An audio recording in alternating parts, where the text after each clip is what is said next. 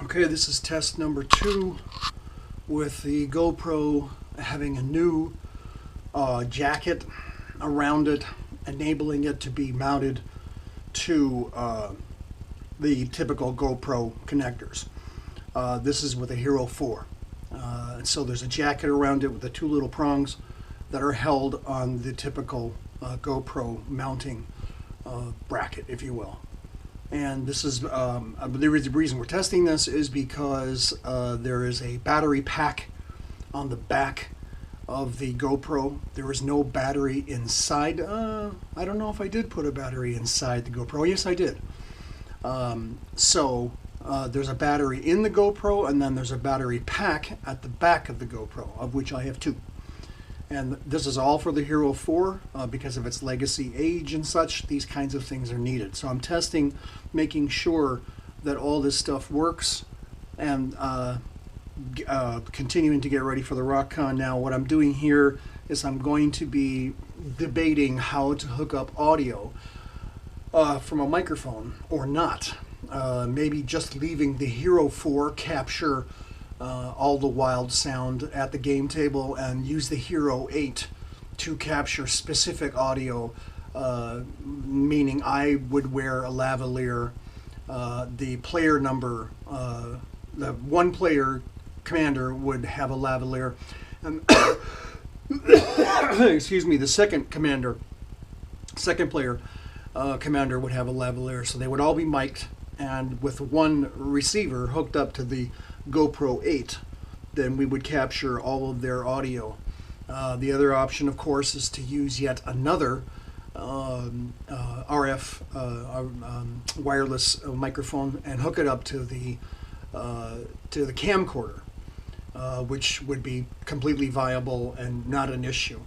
At this point, the decision to bring both the tablet, the Android tablet, and the new Lenovo laptop will also come to those decisions. At this moment, there's no other considerations, no other concerns. As long as I have all the cables that I need, and coming back from Greece, a lot was learned about the cable availability. So I'm going to make sure I have all the cables, and most importantly, for the miniatures, that portable hot glue gun, and its extra battery, by the way. So it's a battery-operated glue gun. I should say battery-charged glue gun, and it's become indispensable for making repairs on the spot. So I'm starting to collect all those things and all the miniatures and everything for the game. Now, yes, this is overkill. Why? Well, because I'm going to be there all day. And generally, in an all-day situation, things become, different.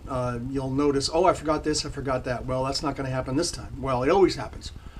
We're going to mitigate as much as we can to stop it from happening, or at least to be as least disruptive as possible. So that's why everything is being arranged, set out, and staged prior to being packed away. And of course, this means don't forget the miniatures with all this other peripheral stuff, and the miniatures are going to be the next thing to be packed away.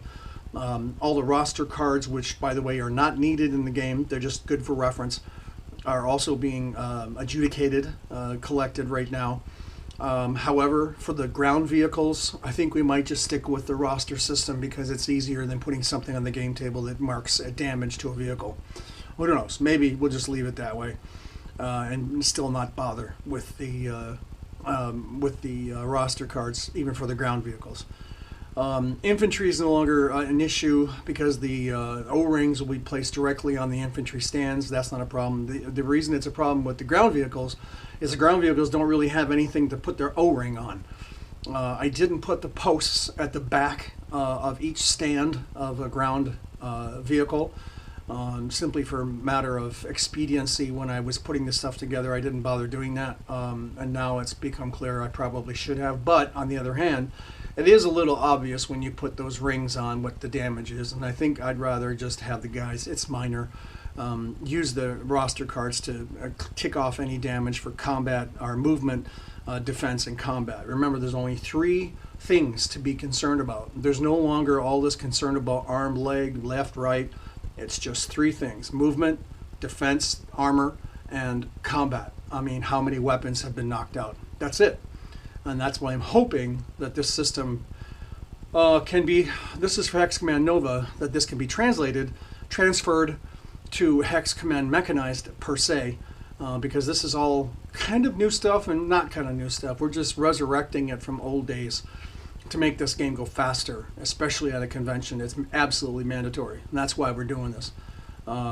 So all the posters are ready. I got some posters next to me, all the stuff in the game table, advertising what we're doing, and advertising or mentioning Imagine Image Multimedia, so that people are aware of our work and what we're doing.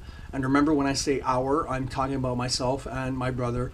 As much as he can devote to this venture, being in the Air Force, hopefully will continue to be as around as possible to both on the website and through online gaming, that we can have people learn that they can do this, and you don't need a massive bank account to do it. That's the whole point. Otherwise, you know, it's not a game for the rich only anymore. It's got to be for everybody, and that's part of our motivation as well. So there we are.